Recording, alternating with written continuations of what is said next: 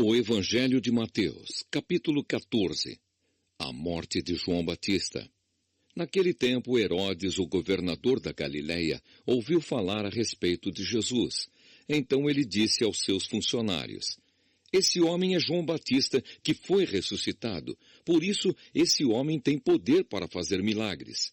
Pois Herodes tinha mandado prender João, amarrar as suas mãos e jogá-lo na cadeia.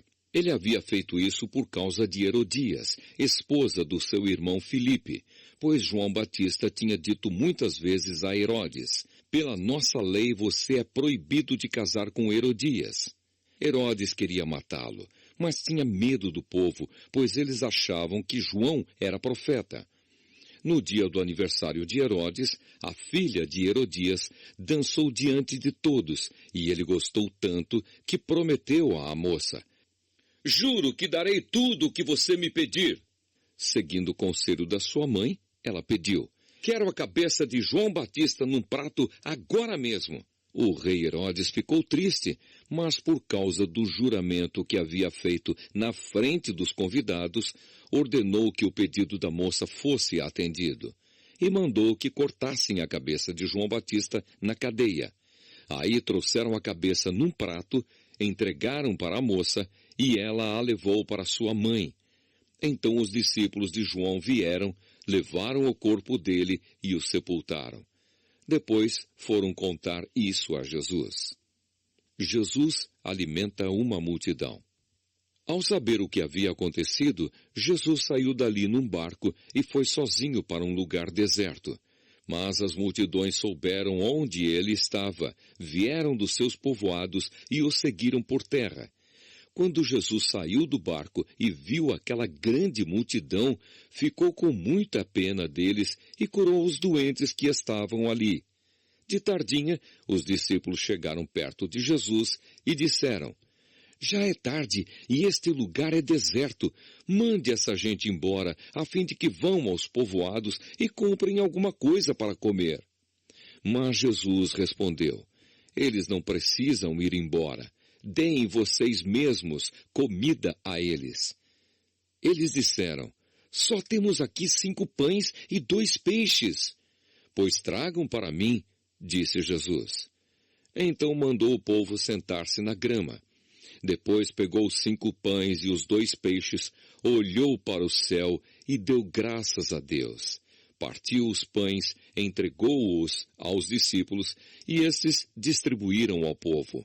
Todos comeram e ficaram satisfeitos, e os discípulos ainda recolheram 12 cestos cheios dos pedaços que sobraram. Os que comeram foram mais ou menos 5.000 homens, sem contar as mulheres e as crianças. Jesus anda em cima da água. Logo depois, Jesus ordenou aos discípulos que subissem no barco e fossem na frente para o lado oeste do lago, enquanto ele mandava o povo embora. Depois de mandar o povo embora, Jesus subiu um monte a fim de orar sozinho. Quando chegou a noite, ele estava ali sozinho. Naquele momento, o barco já estava no meio do lago, e as ondas batiam com força no barco, porque o vento soprava contra ele. Já de madrugada, entre as 3 e as 6 horas, Jesus foi até lá, andando em cima da água. Quando os discípulos viram Jesus andando em cima da água, ficaram apavorados e exclamaram: É um fantasma! E gritaram de medo. Nesse instante, Jesus disse: Coragem, sou eu, não tenham medo. Então Pedro disse: Se é o Senhor mesmo, mande que eu vá andando em cima da água até onde o Senhor está. Venha, respondeu Jesus. Pedro saiu do barco e começou a andar em cima da água em direção a Jesus. Porém, quando sentiu a força do vento, ficou com medo e começou a afundar. Então gritou: Socorro, Senhor!